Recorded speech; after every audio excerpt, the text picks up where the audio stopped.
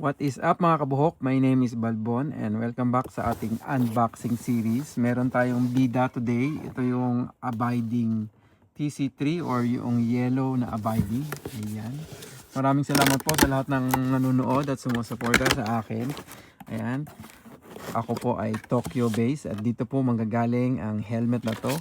Inside the box, meron tayong anti-fog para clear na clear ang ating vision. Yan. At yun lang naman ang pasunod ni Shoei, anti-fog. Meron din tong kasamang chin curtain para sa ventilation. Medyo para hindi masyado maingay. Yan. Check natin. Ganda nito. Promise. Ito yung Abiding Yellow. See? Diba? Parang B sa likod. Ganda. Parang B. Bubuyog. Ayan. Ganon-ganon yung style niya. So, ito po yung isa sa tatlong design ng Abiding. Ito po yung yellow. Meron din po itong Abiding black and red. At meron din pong black and silver. Yan sa mga gusto ng tone down. Pero itong yellow, ganda oh. Kitang-kita ka, malayo pa lang, kitang-kita ka na. Tsaka head turner talaga siya kasi ang ganda ng pagkakadesign niya. So, bagay na bagay ito sa mga scooter, sa mga scrambler, classic looking, ganyan, bobber o kaya ano tawag dito. Meron pa isa nakalimutan ko bukod sa scrambler, parang yun nakalimutan ko na, sorry. Ayan.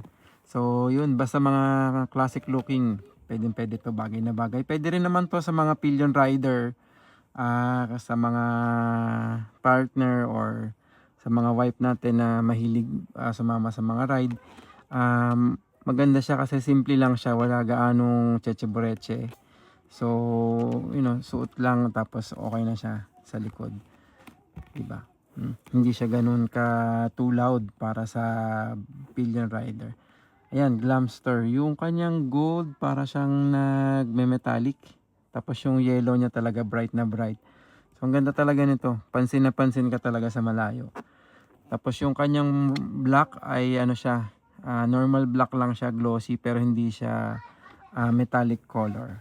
Ayan. So yun, pili na lang po kayo, dilaw, pula o kaya silver. Kung ano yung trip nyo. Yun. Kung gusto nyo makita lahat yung mga nabanggit ko, meron ako mga actual photos nito. PM lang kayo sa akin sa helmet ni Balbon. Sa lens naman, marami tayong pamimilian, photochromic, mirror lens or kaya smoke lens. Meron tayong available niyan for pre-order.